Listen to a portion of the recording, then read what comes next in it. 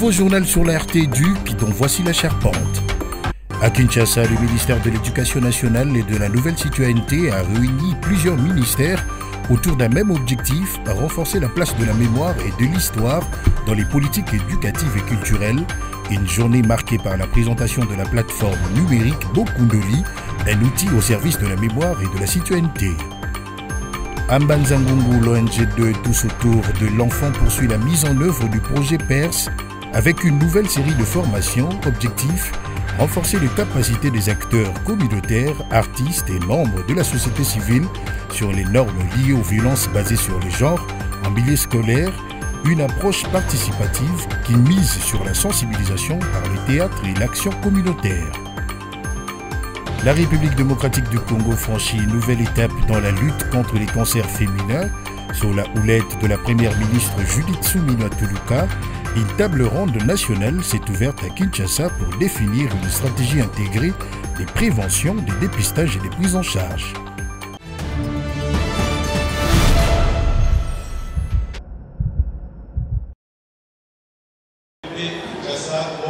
L'inspection générale ne doit pas se limiter à un rôle de contrôle, mais devenir un acteur stratégique du changement. Cette approche transformative placera l'inspection au cœur de l'amélioration continue des performances de l'école congolaise. Le week-end dernier, aux côtés du chargé des ressources humaines ainsi que l'administrateur financier de l'inspection générale, Hubert Kibonza Sefou a eu un tête-à-tête avec les inspecteurs principaux provinciaux et leurs adjoints. Cette réunion s'inscrit dans le cadre d'une série de rencontres directes avec les nouveaux inspecteurs adjoints des 5 provinces éducationnelles qu'il a désignés pour qu'ils s'alignent et accomplissent fidèlement et pleinement leur mission. Les activités que vont mener tous les principaux provinciaux adjoints qui sont aux côtés des IPP. Ils ne sont pas des personnes qui vont être appelées des rivales, mais plutôt des gens qui vont aider les IPP à remplir. Dans son allocution, le numéro 1 des inspecteurs de la République a insisté sur le strict respect du non-monnayage des dossiers des élèves finalistes, appelés communément C7. Que tous les inspecteurs respectent les grandes lignes qui sont tracées par son Excellence Madame le ministre d'État. Qu'ils fassent les C7 sans une simple demande d'un rang. Et c'est important. Avec des mots percutants, Hubert Kibonza a rappelé les contours d'une nouvelle vision qui est celle d'une transformation qualitative du système éducatif congolais. Nous avons pu adresser le message de l'autorité, celui de faire en sorte que l'inspection de l'éducation nationale redevienne les piliers pour la transformation qualitative de notre système éducatif. Parce que c'est l'inspecteur qui contrôle l'enseignement dans les salles de classe, c'est l'inspecteur qui découvre les insuffisances auprès des enseignants et donc il faut fournir beaucoup plus d'efforts. Si l'inspecteur arrive à déceler des erreurs, arrive à les corriger, ainsi donc sur terrain l'enseignant fera un bon travail. C'est un changement de paradigme qui dépasse largement le traditionnel rôle de contrôle pour embrasser une mission stratégique d'accompagnement du changement éducatif. Un défi de taille qui nécessitera persévérance, innovation et engagement collectif des inspecteurs, enseignants, parents et élèves.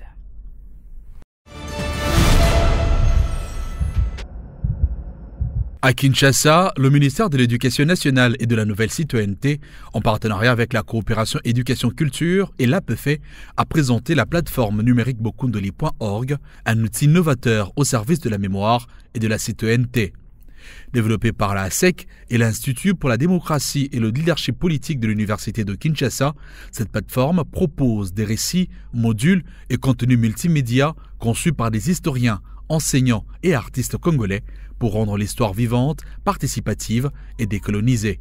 C'est vraiment une ressource où on peut avoir accès à des informations scientifiques. Il y a eu un gros travail de recherche qui a été fait, il y a eu un gros travail technique qui a été fait, un recroisement des sources qui ont été faites. On a une grande bibliographie. Donc Bokundoli, c'est vraiment une plateforme que l'on peut utiliser à tous les niveaux, que l'on soit chercheur, que l'on soit historien, que l'on soit étudiant, que l'on soit élève aussi pour enrichir son cours d'histoire. Et puis surtout, on voudrait que ce soit une plateforme qui puisse offrir d'offrir un support à nos enseignants. Nous, en tant que ministère de l'Éducation nationale, nous sommes en train de revoir justement nos programmes scolaires et en particulier celui de l'histoire. Et ici, c'est un outil qui peut déjà appuyer nos enseignants d'histoire sur le terrain. L'initiative s'inscrit dans la vision du chef de l'État, Félix-Antoine Tshisekedi Tshilombo, qui a instruit les ministères concernés, éducation, culture, jeunesse, recherche et formation, d'intégrer les narratifs historiques, notamment ceux du Génocide, dans le programme éducatif et culturel du pays. Bokundoli.org, c'est un outil, une plateforme qui permettra à la jeunesse congolaise de connaître son histoire afin de réveiller cette fibre patriotique qui lui permettra de défendre son pays à temps et à contre-temps.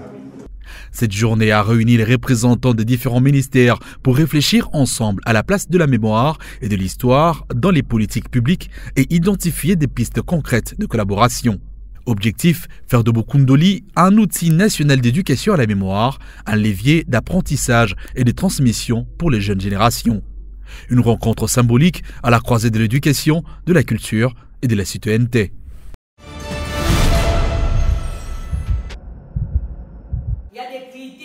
Trois jours après le lancement officiel du projet d'équité et de renforcement du système éducatif, PERS, par l'ONG de tous autour de l'enfant, les activités ont démarré avec dynamisme et engagement.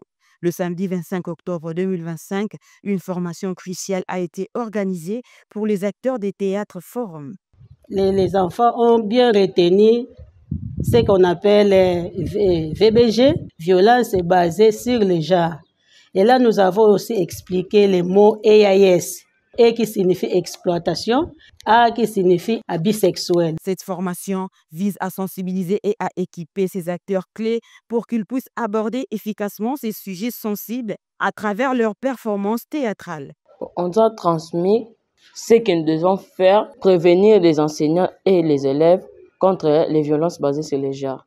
Le lendemain, le dimanche 26 octobre 2025, l'accent a été mis sur le renforcement des capacités des membres de la communauté. Ces gens joueront un rôle essentiel dans le suivi de l'évolution du projet en milieu scolaire. Lors de cette session, le docteur Alfred a apporté un éclairage précieux sur les normes relatives au VBG, fournissant ainsi aux participants une base solide pour comprendre et identifier ces problématiques. Et donc, pour tous les acteurs qui veulent mettre en œuvre la prévention et la prise en charge des violences basées sur les genres, il faut qu'il y ait un minimum de conditions pourvu que cette mise en œuvre soit effective. Ces premières activités démontrent l'engagement du projet PERS à aborder les questions cruciales liées à l'équité et à la sécurité dans le système éducatif. En formant à la fois les acteurs culturels et les membres de la communauté, le projet adopte une approche holistique pour sensibiliser et lutter contre le problème DAS, HS et de VBG dans les écoles accompagnées par l'ONGD, tous autour de l'enfant.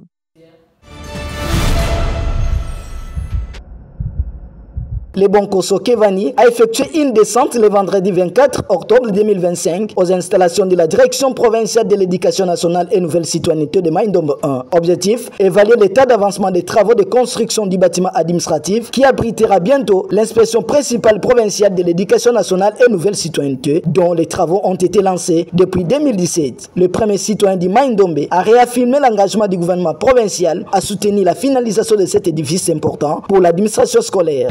Décidé de venir un peu voir l'état d'avancement des travaux et échanger aussi avec les responsables pour voir dans quelle mesure terminer ces bâtiments imposants dont le constat est là. C'est amer parce que ça fait plus de 8 ans depuis que la première pierre a été posée pour la construction de cet édifice. Mais jusqu'à aujourd'hui, la construction continue. Ça veut dire qu'il y a un problème. Voilà pourquoi je suis venu voir et ensemble avec de nouveaux animateurs, nous allons faire de notre mieux pour que ce bâtiment se termine le plus tôt possible et commencer en même temps notre construction. Cette visite surprise, qui est une première dans l'histoire de cette institution, a été saluée par le directeur provincial de l'éducation nationale et nouvelle citoyenneté, Amos Nzazi Dafula. Je remercie le gouverneur pour cette surprise agréable à notre égard.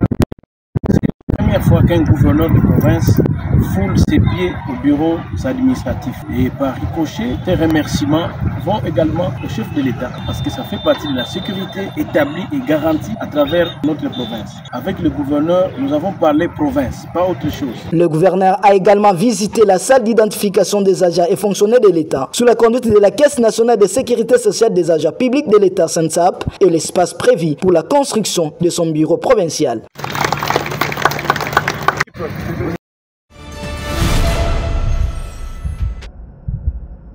Jacques Mpia Wemba est le nouveau inspecteur principal provincial de la province éducationnelle Congo Central 1. Il succède à Jean-Pierre Kokumbo qui est affecté à la province éducationnelle au Katanga 1. Jacques Mpia, le nouveau IPP du Congo Central 1, est allé tout d'abord présenter ses civilités au ministre provincial de l'éducation dans son bureau de travail. C'est juste des civilités qu'il vient de présenter. On aura le temps de discuter avec les nouveaux entrants. Et je lui souhaite les bienvenus à sa province. Je pense qu'il doit beaucoup travailler aussi, se mettre au travail comme l'IPP sortant, Lévier. Il a laissé les caps plus haut. Il a ramené les résultats des examens d'État jusqu'à 84%. Mais auparavant, on avait eu 70%. Donc, on nous félicite aussi, Mbouta Jean-Marie, de tout ce que vous avez fait pour la province. Et on encourage les enfants de fournir beaucoup d'efforts pour qu'on aille aussi de l'avant, puisque les efforts de l'IPP sortant. Voilà. Mais, je dis encore merci beaucoup, l'IPP sortant. Bon voyage. Que Dieu vous bénisse là où vous allez. Le Congo central ne vous oubliera jamais. Parce qu'on a vu le travail à Bassi, mais avec l'entrée aussi, on va essayer de travailler avec lui dans les temps, petit à petit. À son tour, l'inspecteur principal provincial, Jacques Mpia, a exprimé sa satisfaction. Aujourd'hui, c'est en fait ce que nous appelons la cérémonie, la séance de civilité. J'ai été envoyé au Congo central pour son excellence parraine notre service. Donc, je ne pouvais que venir lui présenter mes civilités et écouter les premiers conseils. J'appelle tout le monde au travail. La cérémonie des remises et reprises a eu lieu à l'inspection provinciale avec l'IPP sortant en présence des inspecteurs du Congo Central 1. Les échanges de documents importants ont été faits. Ensuite, le nouveau IPP du Congo Central 1, Jacques Mpia Wemba, a pris la commande.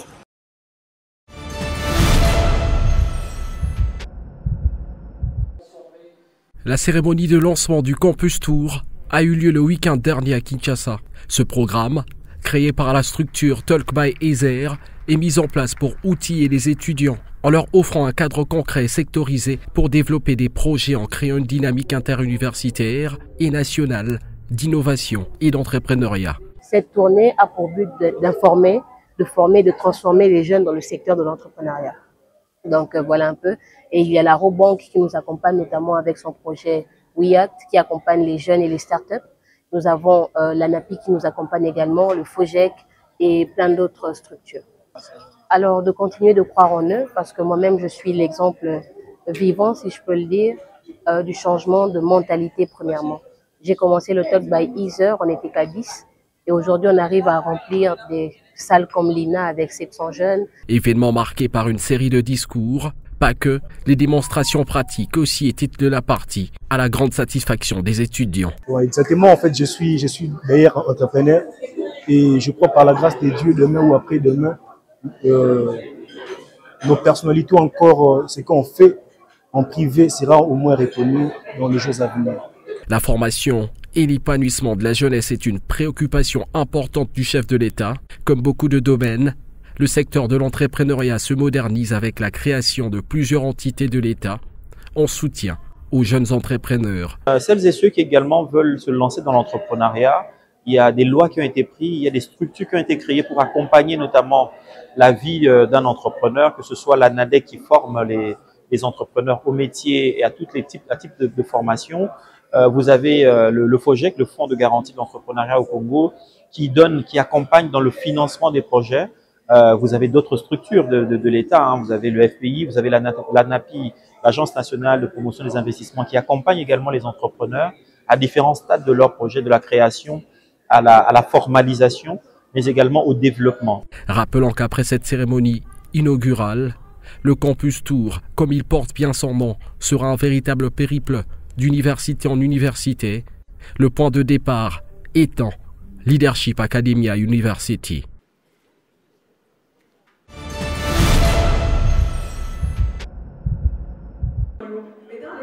Pour clôturer le mois d'octobre consacré à la sensibilisation et à la lutte contre les cancers du sein, l'Université de Kinshasa, en partenariat avec le ministère du Genre, de la promotion de l'étudiant, a organisé une conférence autour du thème « Mon corps, ma santé, prévenir le cancer du sein », en lien avec la campagne Octobre Rose 2025.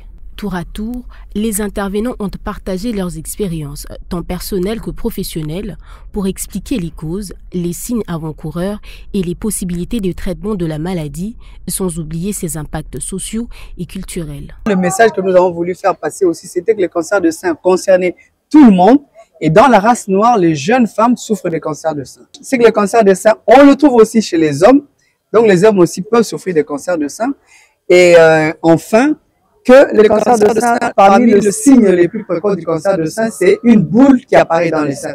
Il a été rappelé que le cancer du sein est une prolifération anormale des cellules pouvant toucher aussi bien les femmes que les hommes, voire les enfants.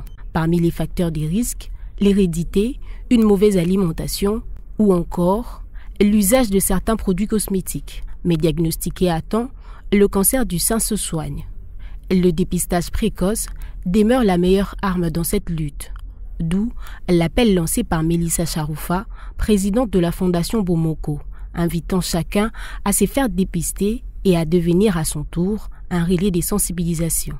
Je vous invite à parler du cancer du sein, vu qu'on est en plein mois d'Octobre Rose, à en parler à vos familles. Il y a plusieurs initiatives au niveau du pays, notamment à Kinshasa, qui font la promotion du dépistage gratuit. Renseignez-vous, prenez les informations disponibles, invitez vos mamans, invitez vos sœurs, invitez vos proches dans le quartier, parce que le cancer ne concerne pas que les femmes. Parlez-en autour de vous, parlez de cette conférence dans vos réseaux sociaux, brisons ensemble le tabou pour sauver le maximum de vies. Prévenir, c'est aussi adopter une bonne hygiène de vie, faire respirer son corps par le sport, maintenir une alimentation saine et rester attentif aux signaux de son organisme.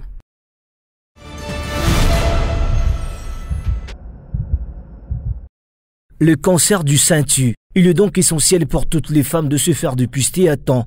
C'est le message du médecin directeur de l'hôpital du centre Nganda à l'occasion d'Octobre Rose, mois dédié à la sensibilisation sur le risque lié au cancer du sein. Il tue près de 670 000 femmes chaque année, touche pratiquement 2 300 000 femmes. D'ici 2050, le nombre de personnes qui souffrent de ce cancer va augmenter dans des régions et dans des pays à faible revenu et revenus intermédiaires. Voilà pourquoi des périodes comme Octobre Rose, qui vont lutter pour la sensibilisation contre cette maladie, est très importante. Pour renforcer cette campagne, l'État congolais a mis à la disposition de la population un guichet unique de dépistage gratuit au centre Nganda.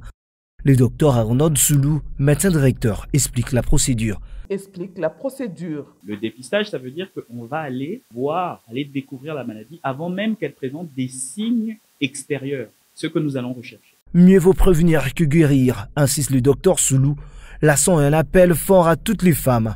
Se faire dépister à temps, c'est sauver des vies. Les femmes venues volontairement pour le dépistage saluent cette initiative et encouragent leurs sœurs à venir nombreuses. Connaître son état est beaucoup mieux actuellement de pouvoir prévenir toutes sortes de maladies. On se fait dépister avant, on peut éviter les pires. Le message est clair, ensemble, combattons les cancers du sein en nous faisant dépister régulièrement et à temps.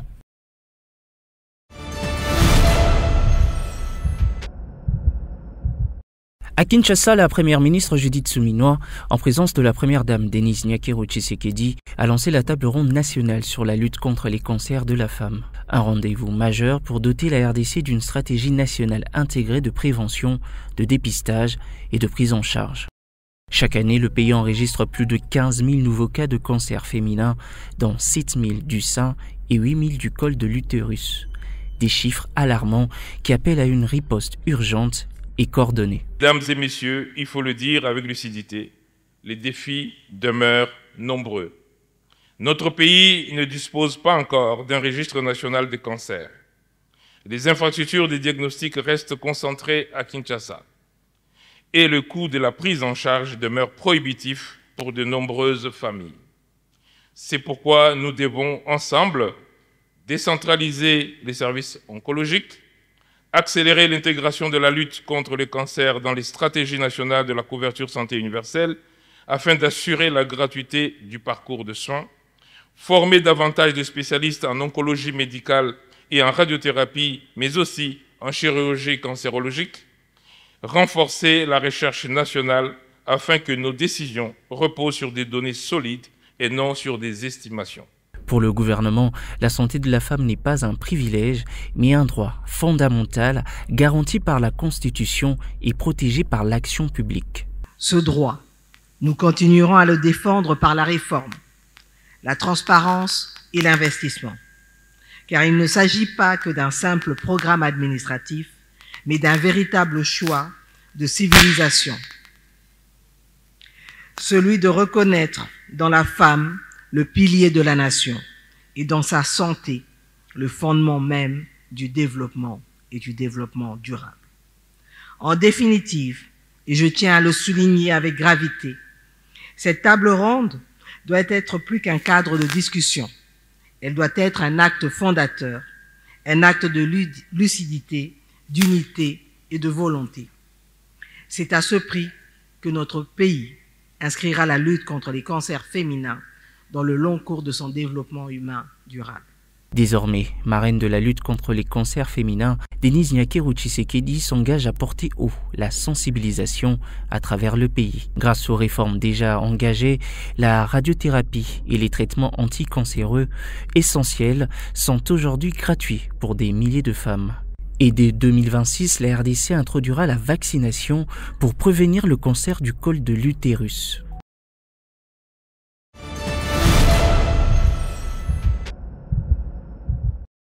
C'est dans l'ambiance feutrée du restaurant Villakazi, situé dans la commune de la Gombe, que le coordonnateur pays de Greenpeace Afrique en RDC, entouré des membres de son bureau, a convié la presse pour un échange capital sur les défis environnementaux actuels. Au cœur des débats, plusieurs dossiers majeurs ont polarisé les discussions, notamment le couloir vert, le code minier congolais, la lutte contre la pollution plastique, la tenue de la COP30, l'avenir du bassin du Congo et l'épineuse question des blocs pétroliers. On ne peut pas être contre le gouvernement parce que le gouvernement c'est notre partenaire. Nous œuvrons dans les pays qui sont dirigés. Les problèmes c'est comme vous les journalistes, nous vous avons approché pour vous informer. S'il y a des questions brillantes, on échange. Et c'est l'approche que nous sommes en train de faire avec le gouvernement. Nous avons une technicité à apporter dans tous les gouvernements africains. Et c'est pour le cas du gouvernement congolais, nous avons choisi d'approcher le gouvernement. Militant aux côtés du gouvernement congolais pour une meilleure gouvernance environnementale, Greenpeace Afrique a clairement exprimé sa principale doléance, celle de garantir que les communautés locales, premières gardiennes de la forêt, bénéficient concrètement de fonds forestiers tels que le prévoit explicitement le Code forestier congolais. Nous savons qu'il y a des communautés qui vivent dedans et qui ne peuvent résister qu'en exploitant la forêt. Alors comme notre objectif c'est aussi zéro déforestation d'ici 2030, nous disons que les grands pollueurs payent plus et une fois payés plus, que les gouvernements gèrent en toute redevabilité ces ressources et que ces ressources accèdent directement aux communautés. C'est pourquoi dans notre cahier de charges par pays, c'est aussi la réforme du cadre légal dans les domaines forestiers, dans les domaines des hydrocarbures, dans les domaines de l'eau, dans les domaines de la pollution plastique. Et pour atteindre ces objectifs, l'organisation a lancé un appel vibrant aux professionnels de médias. Les journalistes, c'est la voix des sans-voix, selon notre compréhension.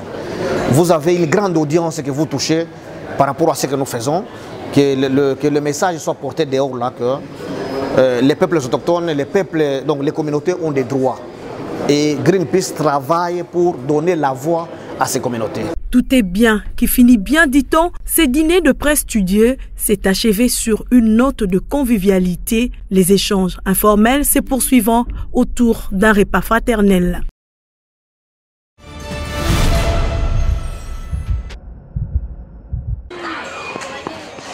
Deux mois après la rentrée scolaire 2025-2026, aucune réponse favorable aux revendications des autorités de l'INAV. Démarrée le 1er septembre de cette année, cette nouvelle année n'a rien de nouveau au sein de l'Institut national pour aveugles, comme rénovation ou renforcement de capacité des enseignants et autres personnels. Pourtant, les défis à relever restent énormes. Plus de 4 décennies, cette institution spécialisée pour la formation de non-voyants et malvoyants n'a point connu de nouveaux apports conformément à l'évolution de la planète. La bonne formation de ses élèves exige une mise à jour pour pouvoir réussir également la lutte contre la discrimination afin d'atteindre un enseignement inclusif. Bien que j'ai une petite vision, mais cette petite vision ne me permettra pas d'étudier dans les écoles ordinaires, parce que dans les écoles ordinaires on utilise l'écriture noire, alors tandis qu'avec ma vision je ne serai pas en mesure d'utiliser l'écriture noire. Actuellement on a des machines, on a des imprimantes braille. L'État congolais peut aussi engager aussi des personnes pour imprimer nos examens, mais ils ne les font pas. Quant à moi, c'est une discrimination. Pourquoi? Parce que nous commençons les examens en retard, mais les surveillants ne tiennent même pas compte de ce retard. J'aimerais bien dire à l'État congolais de nous aider, vraiment, parce que comme je vois dans d'autres écoles, même dans des fondations, certaines fondations viennent donner des dons.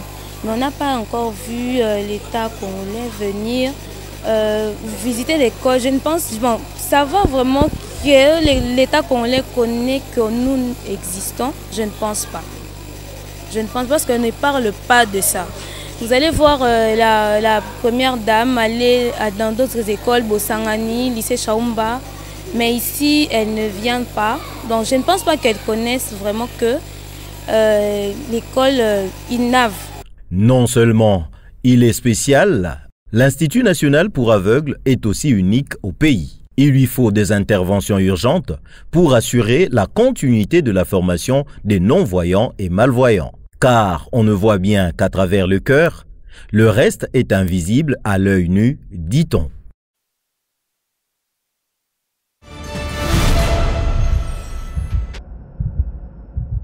La direction générale de l'Institut national pour aveugles a présenté la nécessité d'intervenir pour rendre viable cet établissement scolaire et songer au renforcement des outils de travail et matériel didactique afin d'améliorer la qualité des enseignements spécialisés réservés aux personnes vivant avec malvoyance. Oui, en termes de défis, l'enseignement spécial, c'est un enseignement qui s'appuie sur l'écriture braille, un établissement assez spécifique et spécial dans ce domaine. Les enfants étudient totalement dans la gratuité. Alors c'est un peu ça. Et pour c'est au niveau secondaire. À l'école secondaire, les enfants voyants qui sont là, bon, ils essaient un peu de suppléer, de nous soutenir un tout petit peu, mais je vous dis, le besoin est toujours là parce que nous sommes un enseignement spécial. Tout ce que nous utilisons coûte cher. Donc nous sommes un enseignement qui a vraiment besoin de l'appui des partenaires, des hommes de bonne volonté. Heureusement, les frais de fonctionnement qu'on donne à notre école primaire, c'est vraiment démini. Alors que dans d'autres écoles, on donne vraiment une somme consistante.